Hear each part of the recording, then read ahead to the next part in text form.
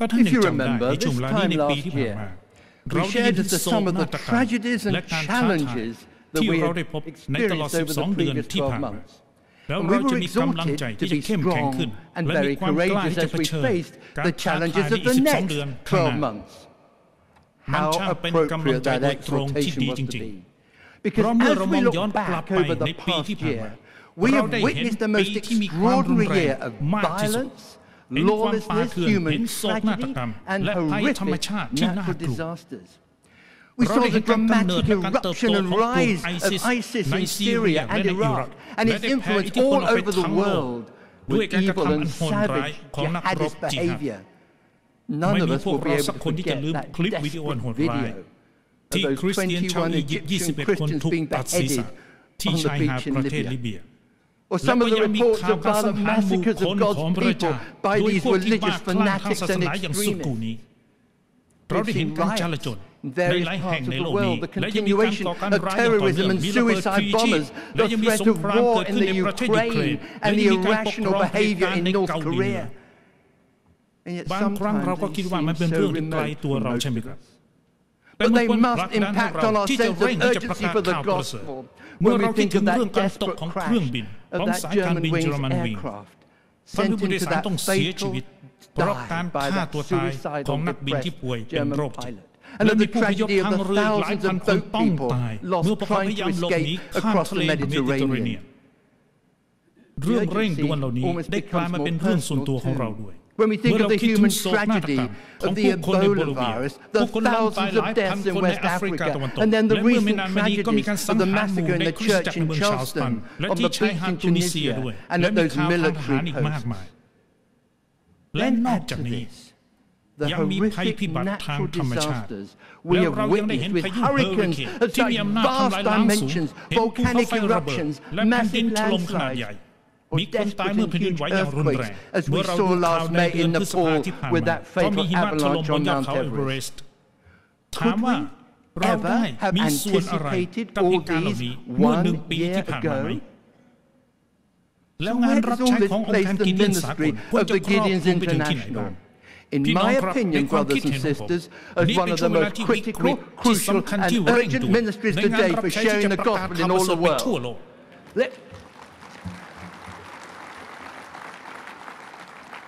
But let me for one moment set our task into context. I would like you to look at some real-time statistics on the worldometer. Just look at the number of births and deaths. You can download these on your computers, on your iPads. Look at the number of deaths in a day. Brothers and sisters, there is no room for complacency in this ministry. One of the biggest problems in the church today is complacency. However, now is not the time to mimic Laodicea. There are the plains of Laodicea. Nothing left now. พระเจ้าได้ตรัสไว้อย่างไรถึงเรื่องการเก็บเกี่ยวเพราะว่าเจ้าเป็นแต่อุ่นๆไม่ร้อนและไม่เย็นเราจะคายเจ้าออกจากปากของเราจงเกรงกลัวพระวจนะของพระเจ้าเรื่องข้อนี้จะไม่ได้หมายถึงสมาชิกสักคนหนึ่งในองค์การกิเดียนสากลฉะนั้นผมอยากให้พวกเราพิจารณาให้ดีat how we did respond over the last year to that exhortation to be strong and very courageous. And then I want us to look forward and consider how we are going to deal with whatever challenges we are going to face in the next 12 months in declaring God's glory among the nations. This has been an extraordinary year in this ministry. We look back in amazement at all that the Lord has done through His grace and give Him all the glory. We have witnessed some remarkable milestones in the ministry. The opening of the 200th-country territory of possession, the approval of the 100, we're now 101 languages of the Scriptures for Gideon distribution, and the distribution of the 2 billion copies of God's Word.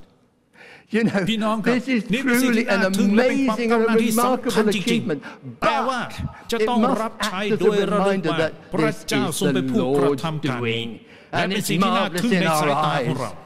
Never, ever let us take as an association the credit for what has been achieved, but let's give God all the glory in thanksgiving for His faithfulness, but also to thank Him สำหรับการเชื่อฟังอย่างสัตย์ซื่อของสมาชิกของเราในอดีตและท้าทายที่เราจะสัตย์ซื่อเช่นกันมีสิ่งสำคัญอีกไหมครับมันต้องใช้เวลาถึง92 ปีที่พระคัมภีร์ฉบับที่ 1,000 ล้านจะได้ถูกแจกจ่ายออกไปโดยองค์การกิเดียนสากลและใช้เวลาแค่14 ปีสำหรับฉบับที่ 2,000 ล้านขอถามหน่อยนะครับพี่น้องจำได้ไหมว่าฉบับที่ 1,000 ล้านถูกแจกออกไปเมื่อไหร่ผมจำเหตุการณ์ในช่วงเวลานั้นได้พระคัมภีร์ฉบับที่ 1,000 ล้านได้ถูกแจกออกไปในวันที่ 10 กันยายน ปีคศ 2001 เพียงแค่1 วันก่อนที่จะมีการก่อการร้ายที่รุนแรงมากที่สุดในประวัติการและตอนนี้ฉบับที่ 2,000 ล้านได้ถูกแจกจ่ายออกไปแล้วพระเจ้ายังทรงครอบครองอยู่แล้วเราดีใจในความจริงนี้ไหมครับเพื่อฉลองความสัตย์ซื่ออันมหัศจรรย์และน่าทึ่งของพระเจ้ารู้ไหมว่าเราจะทำยังไงเรากำลังหาทางที่จะแจกพระคัมภีร์ฉบับที่ระลึกให้แก่ผู้นำในพื้นที่ในประเทศต่างๆถึง 200 แห่งที่พันธกิจของกีเดียนเข้าไปถึง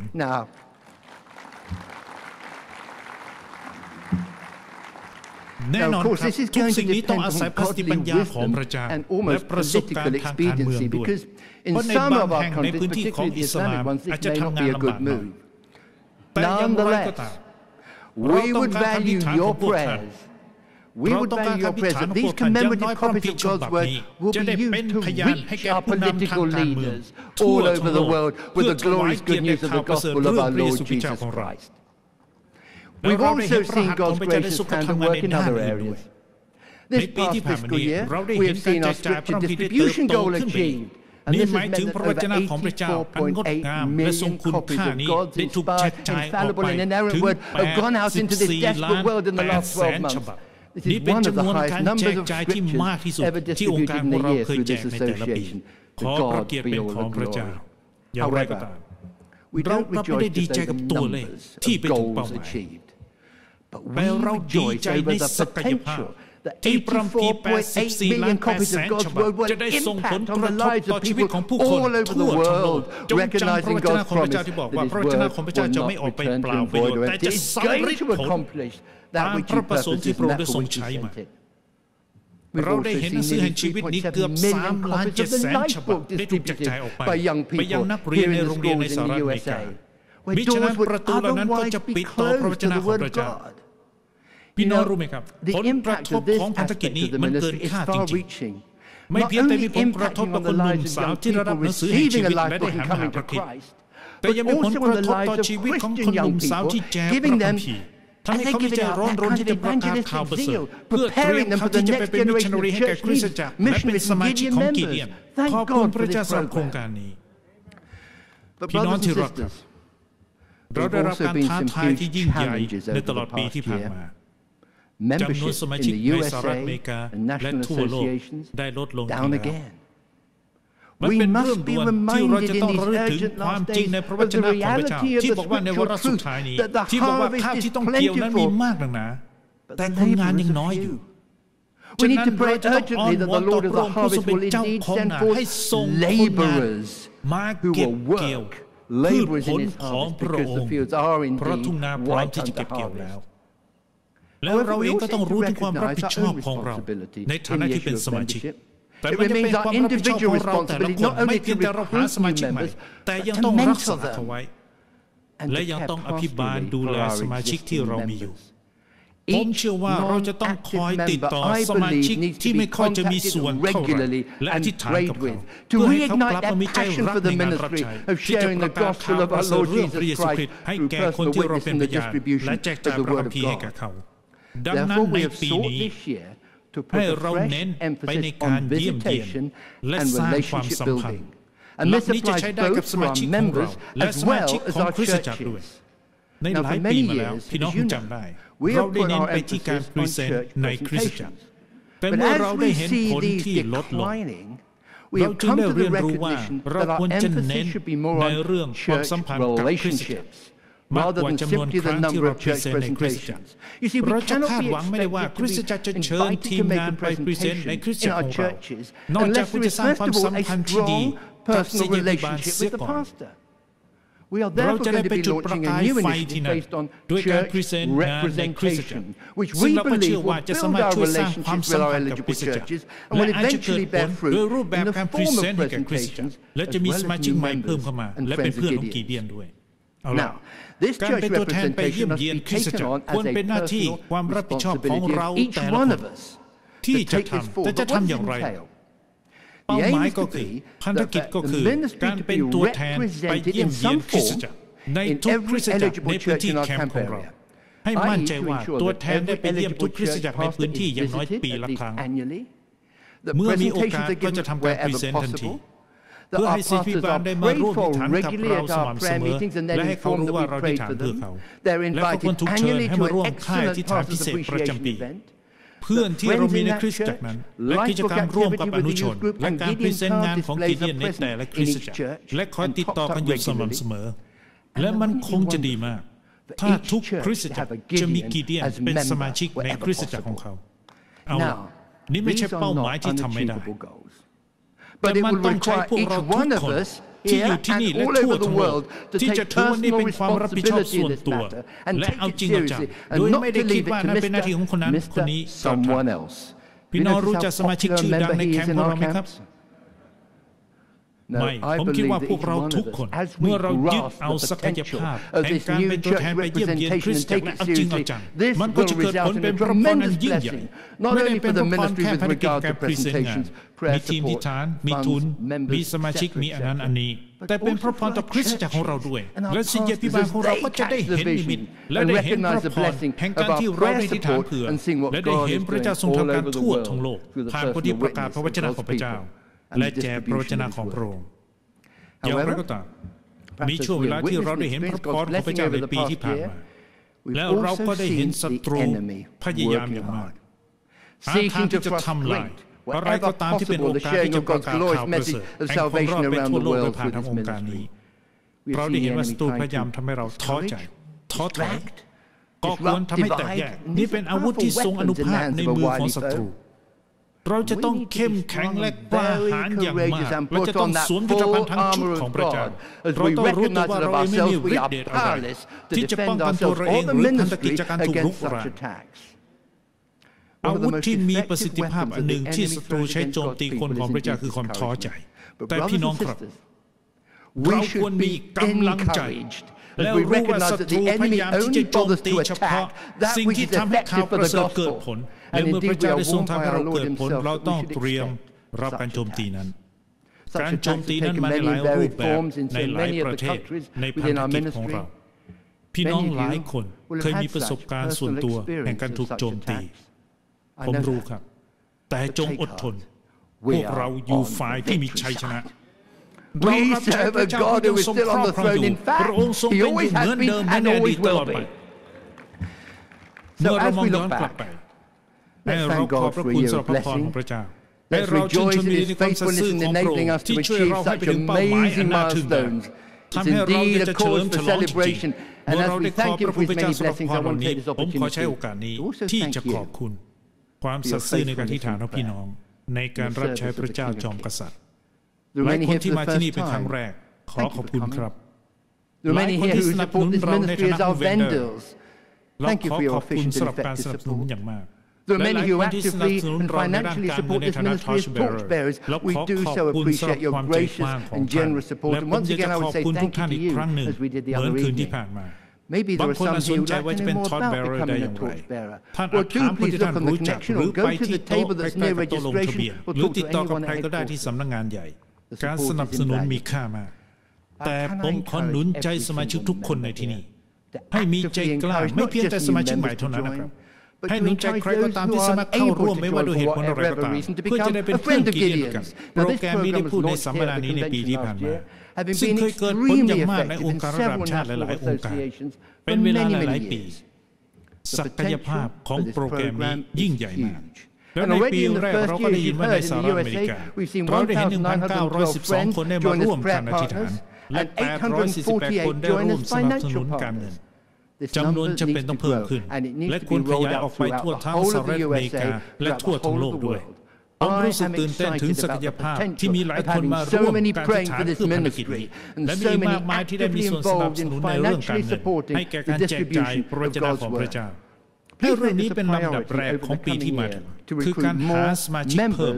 และหาเพื่อนเพิ่มทำไมล่ะเราเคยมองย้อนกลับไปในอดีตตอนนี้เราต้องมองไปข้างหน้าไปถึงอนาคตผมคิดถึงเพลงนมัสการที่เขียนโดยโจเซฟพาร์ตพระเจ้าที่เรายกย่องประเสริฐทรงเป็นเพื่อนสัตย์ซื่อไม่เปลี่ยนแปลงเราสรรเสริญสำหรับเรื่องผ่านมาเราวางใจในเรื่องที่จะมาเราไม่ได้มองไปข้างหน้าในจิตวิญญาณของเราด้วยความกลัวแต่เราต้องมองไปข้างหน้าด้วยความเชื่อและต้องจำไว้ว่าในปีที่จะถึงนี้ก็จะมีการโจมตีและการท้าทายอย่างมากจากศัตรูฉะนั้นเราต้องมองไปข้างหน้าด้วยเห็นความจำเป็นที่เร่งด่วนมากกว่าเดิมอย่างที่ไม่เคยมีมาก่อนเวลานั้นก็ใกล้เข้ามามากพี่น้องเวลาค่ำคืนก็จะมาถึงและไม่มีใครที่จะทำการได้ฉะนั้นเราต้องทำงานขณะเมื่อยังวันอยู่พี่น้องก็รู้ว่าเราเหลืออีก4 ปี10 เดือนและ7 วันที่จะทำให้เป้าหมายที่พระเจ้าทรงให้แก่เราในปี 2020 นั้นได้สำเร็จและในวันพรุ่งนี้เห็นไหมครับว่าผมเก่งคำนวณนะครับเราก็จะเหลือ4 ปี 10 เดือน 6 วันอย่างไรก็ตามนี่ไม่ใช่เป้าหมายว่าเราจะแจกพระคัมภีร์กันละกี่เล่ม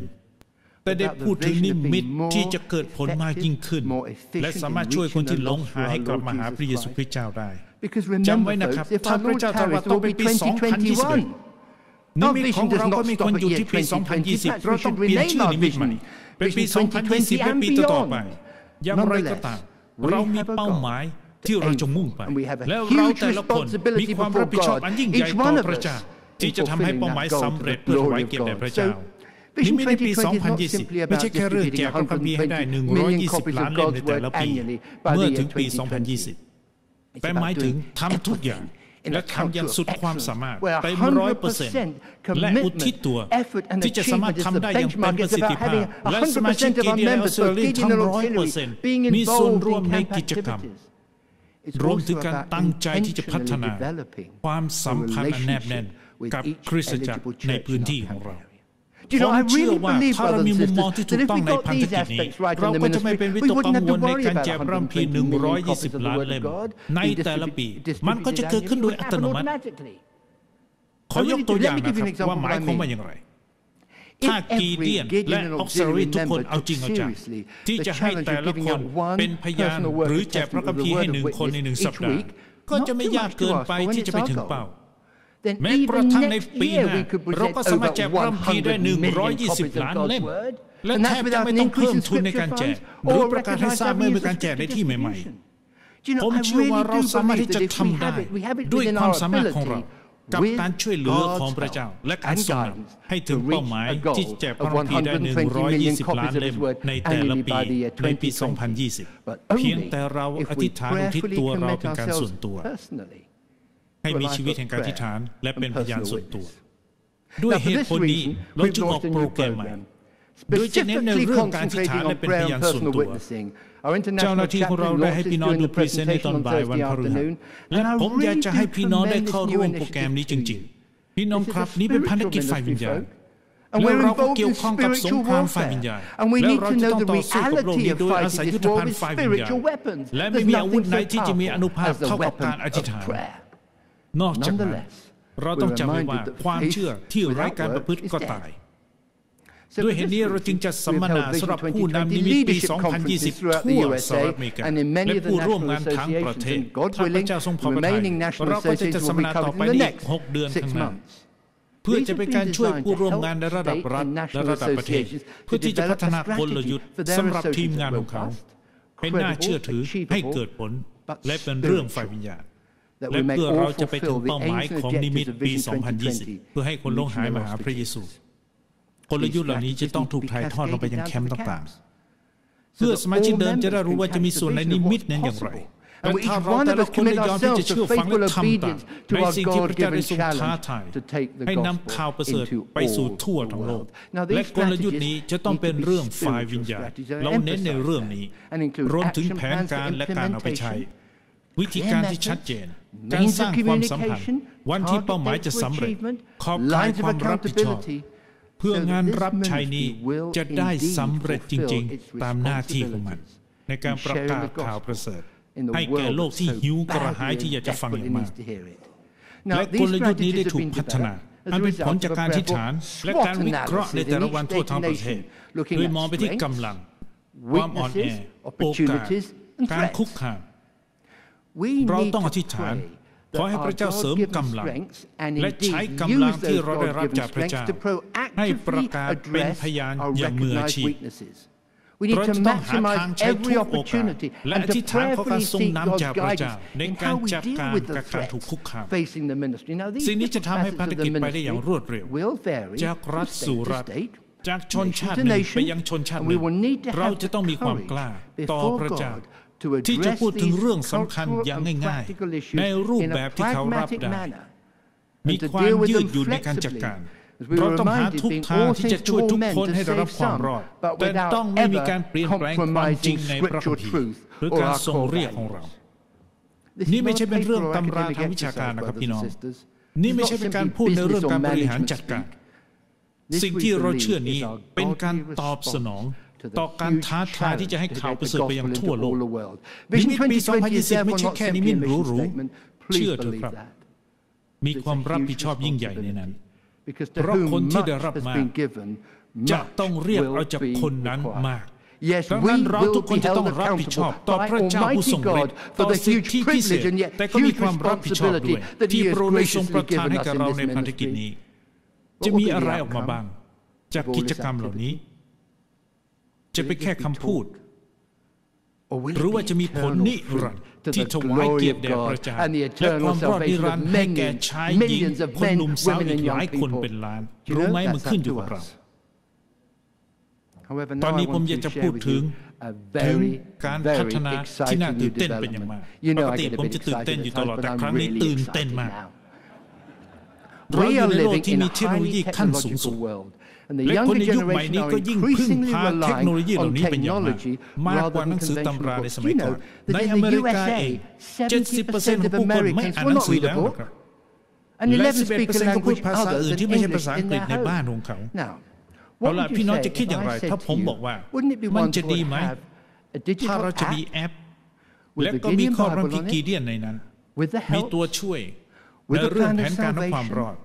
ซึ่งผู้คนจะดาวน์โหลดจากที่ไหนในโลกก็ได้อ่านได้ฟังพระวจนะของพระเจ้าในภาษาของเขาเองพี่น้องจะว่าอย่างไรครับ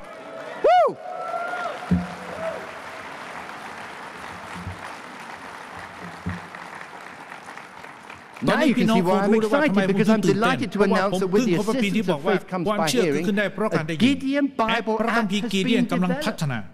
และมีข้อความพิกีเดียนทุกข้อในเว็บนั้นและผู้คนจะรู้ว่าจะดาวน์โหลดจากที่ไหน